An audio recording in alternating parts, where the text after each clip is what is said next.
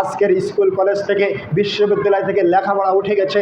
আল্লাহ নবী সাল্লাল্লাহু আলাইহি ওয়াসাল্লাম বহু আগেই বলেছেন যে এলেম বা বিদ্যাকে উঠিয়ে নেওয়া হবে, মূর্খতা বর্ষণ হবে। আজকে আপনার আমার মাঝে কিন্তু অনেক ক্ষেত্রে বিভিন্ন সময় বিভিন্ন ক্ষেত্রে আমাদের মূর্খতা বর্ষণ হয়েছে, হচ্ছে। আরও শেষ জামানায় কী হবে আল্লাহই ভালো জানেন। সবেত ভাইরা আমার, এই মূর্খতা সহ ফিতনা ফাসাদ বিশৃঙ্খলা, এগুলাও কিয়ামতের আগে, দুনিয়া নিঃশেষ হওয়ার আগে এগুলাও হলো আলামত, এগুলা ব্যাপক হারে দেখা দিবে। এই ফিতনা ফাসাদটাও বর্ষণ হবে।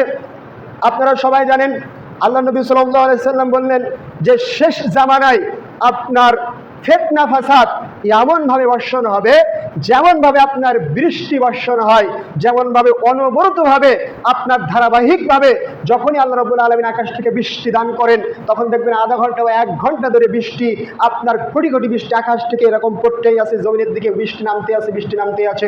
ঠিক অনুরূপভাবে আল্লাহ নবী সাল্লাল্লাহু আলাইহি ওয়াসাল্লাম বহু হাদিসে, কয়েকটি হাদিসে বলেছেন দুনিয়া নিঃশেষ হওয়ার আগে কিয়ামতের পূর্ব আলামত হলো দুনিয়া নিঃশেষ হওয়ার আগে, কিয়ামতের আগে আপনার মূর্খতা বর্ষণ হবে, ফিতনা ফাসাদ বর্ষণ হবে বৃষ্টির মতো।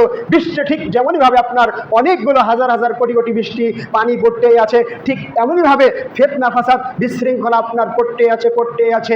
এমনিভাবে এটা হলো শেষ জামানার আলামত, এটা হলো কিয়ামতের আলামত। এজন্য এই ফিতনা ফাসাদের যুগে, বিশৃঙ্খলার যুগে আপনাকে আমাকে সতর্ক থাকতে হবে। ভাই ভাই মারামারি গন্ডগোল করা যাবে না, একই সমাজের মানুষ গন্ডগোল করা যাবে না, এ পাড়া অপরার মানুষের সাথে মিলেমিশে মহাব্বত রাখতে হবে। এই গ্রামের মানুষ অপর গ্রামের মানুষের সাথে মিলেমিশে মহাব্বত করে তাদের সাথে মিলেমিশে থাকতে হবে। তাদের সাথে ফিতনা ফাসাদে জড়ানো যাবে না, বিশৃঙ্খলা করা যাবে না, দ্বন্দ্ব করা যাবে না, গন্ডগোল করা যাবে না। আল্লাহ রাব্বুল আলামিন আমাদের এগুলো থেকে দূরে থাকার তৌফিক দান করুন। আল্লাহুম্মা আমিন।